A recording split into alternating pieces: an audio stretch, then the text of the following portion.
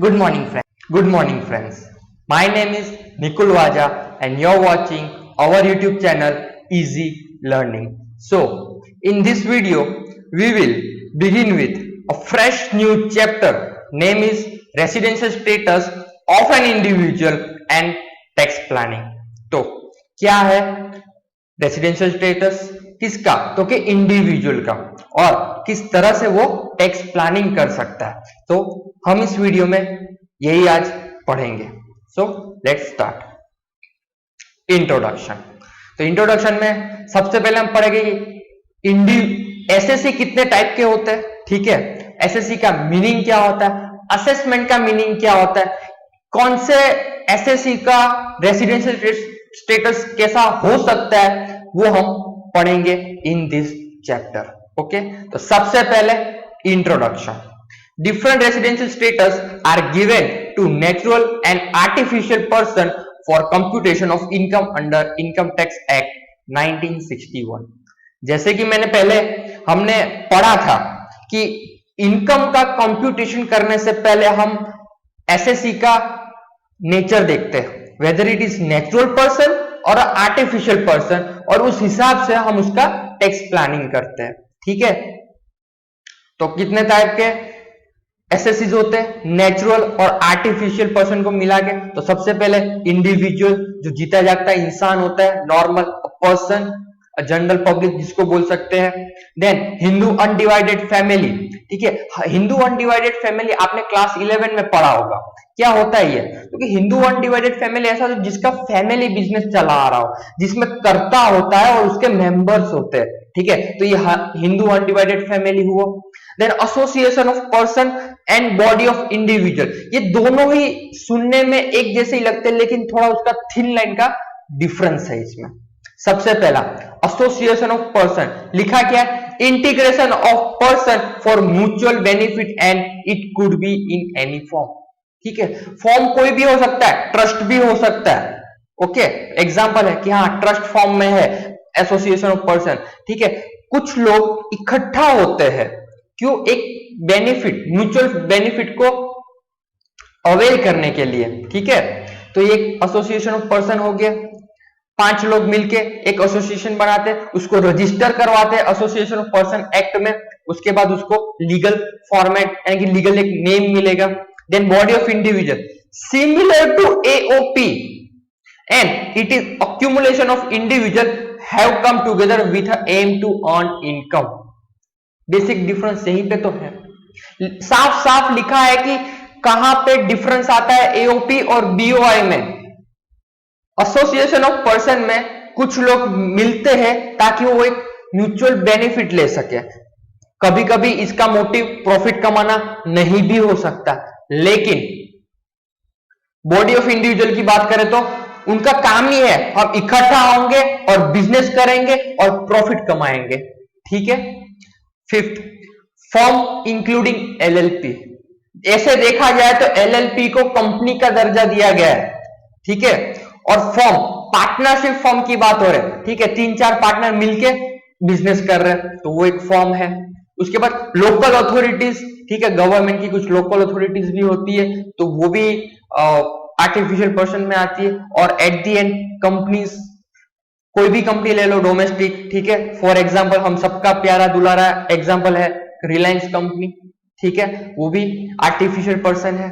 Okay, the above mention category are very important for selecting the slab rate and income tax rate, surcharge, relief, deductions etcetera.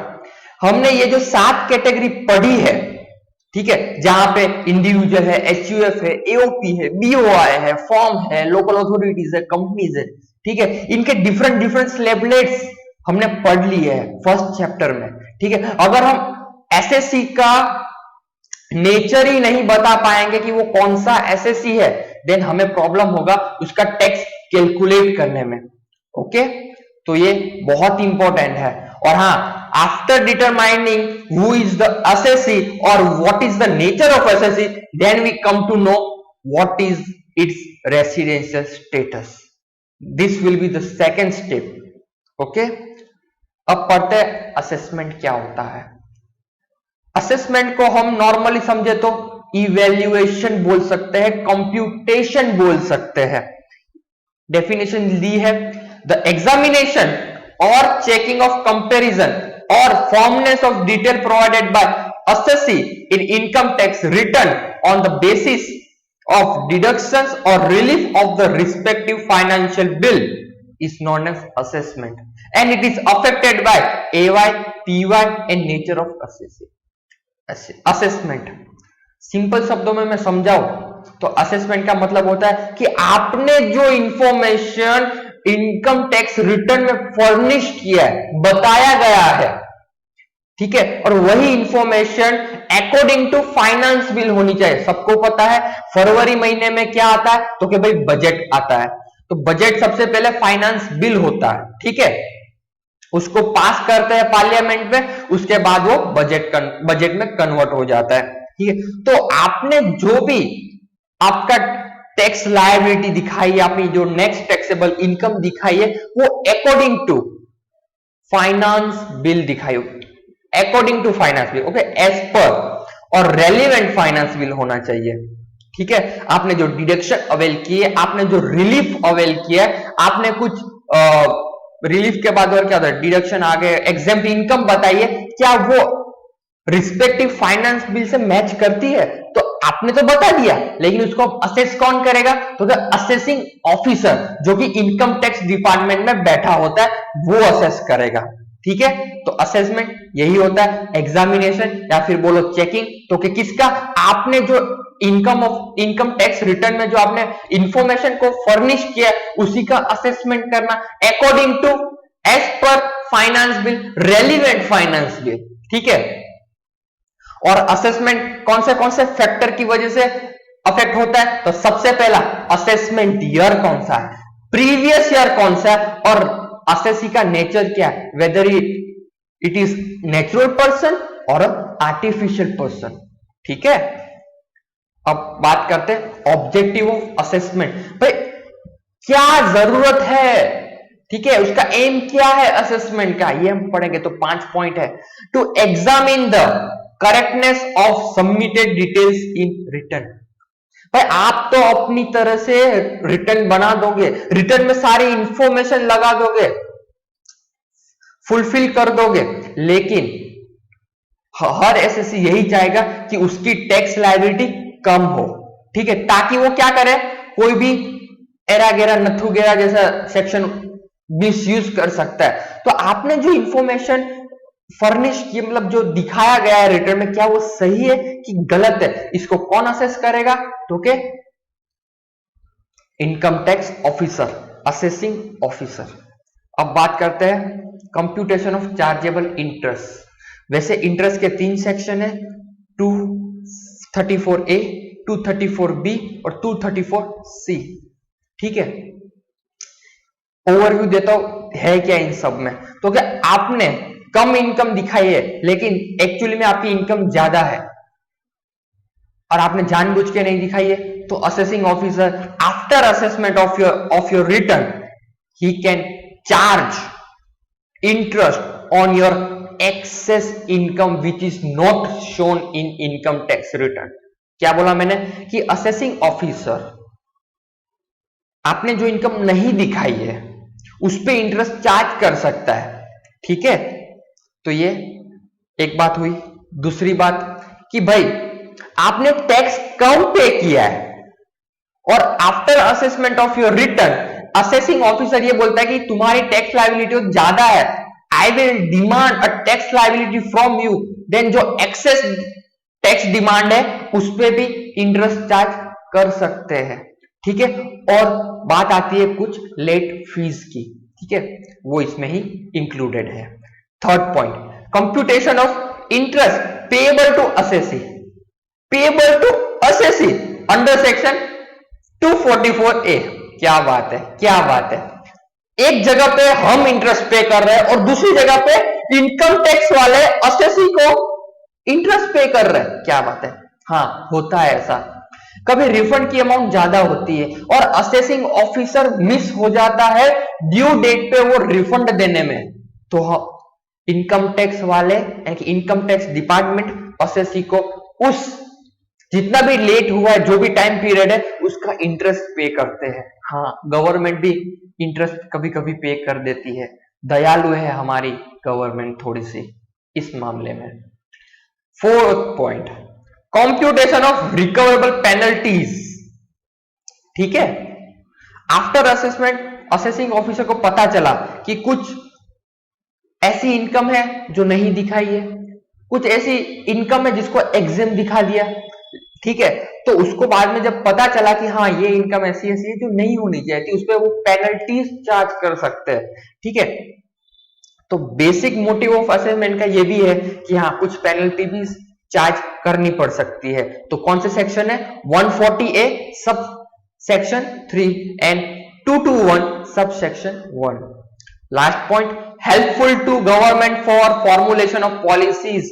सही तो बात है, अगर बहुत सारे, आपको क्या लगता है इंडिया में सिर्फ एक दो लोग रिटर्न फाइल करते हैं? नहीं नहीं नहीं, करोड़ों लोग फाइल करते हैं अपना रिटर्न, और करोड़ों लोग जो भी अपनी इंफॉर्मेशन फर्निश करते हैं, शो करते हैं इनकम टैक्स रिटर्न में, उसको गवर्नमेंट एनालाइज करती है कि कौन से कैटेगरीज के लोग हैं और कौन से अर्निंग कैटेगरीज के लोग हैं जिसका इनकम डिफरेंट होता है। ठीक है, तो उस हिसाब से गवर्नमेंट अपनी पॉलिसीज ड्राफ्ट कर सकती है। तो इसमें बहुत बड़ी हेल्प मिलती है गवर्नमेंट को। ओके, तो ये थे ऑब्जेक्टिव्स ऑफ असेसमेंट कि असेसमेंट करने का कारण क्या है। तो ये 5 कारण है। ठीक है, अब पढ़ते factors.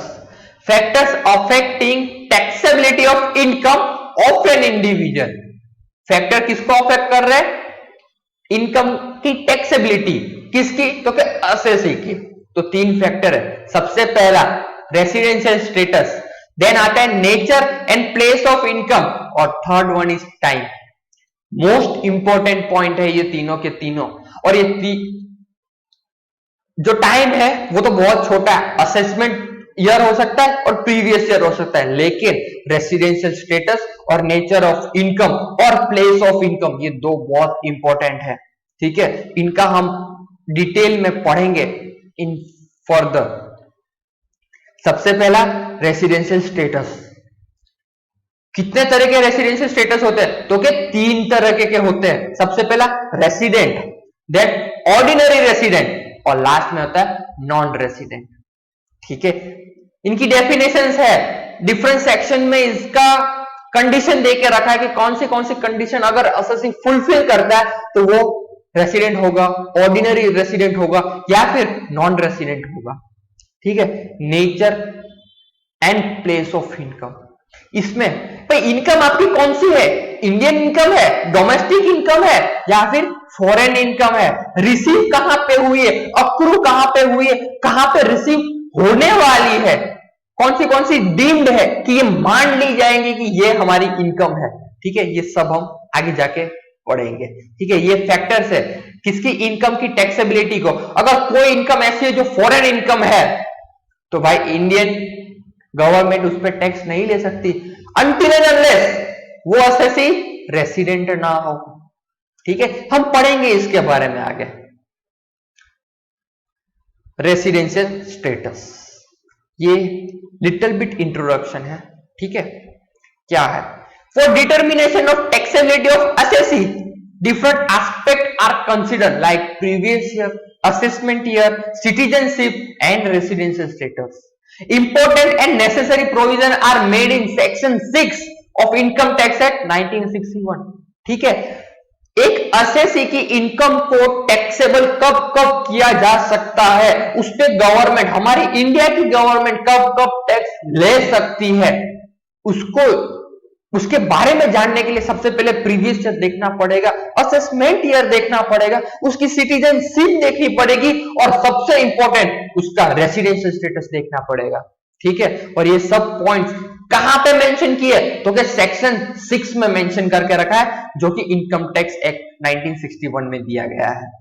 There are basically 2 residential status, एक होता है रेसिडेंट स्टेटस और एक होता है नॉन रेसिडेंट स्टेटस। हमने प्रीवियसली क्या देखा कि 3 होते तो वैसे है, बाइफर्केट होते हैं किसी एक सब कैटेगरी में, but in case of determining residential status of, it is not odd, is of. individual and HUF, this status is further divided into two parts, two सब कैटेगरीज। ठीक है, अगर आप किसी इंडिविजुअल का देख रहे हो, आप किसी HUF का देख रहे हो, तो उसमें जो रेसिडेंट का स्टेटस है वो भी दो पार्ट में सब डिवाइडेड हो जाता है। कौन सा? Resident and ordinary resident, resident but not ordinary resident. ठीक है, आज के लिए इतना ही रखते हैं। In next video we will continue with our actual chapter of residential status. अब तक तो हमने सिर्फ इंट्रोडक्शन देखा था, ठीक है, कि रेसिडेंशियल स्टेटस क्या होता है, क्यों होता है, किसके लिए होता है, उसके ऑब्जेक्टिव क्या है, उसका एम क्या है, उसका ये सब हमने देखा था। In next video we will continue with our actual chapter and the main content of this chapter. अब तक कुछ डाउट हो तो please drop your doubt in comment box, और नए हो इस चैनल पे सब्सक्राइब करें, वीडियो को लाइक करें। क्यों लाइक नहीं करते हो, क्यों शेयर नहीं करते हो? इतनी मेहनत हो रही है आप सबके लिए, ठीक है, अपने दोस्तों के साथ शेयर करें। Till then have a nice day, good day, take care.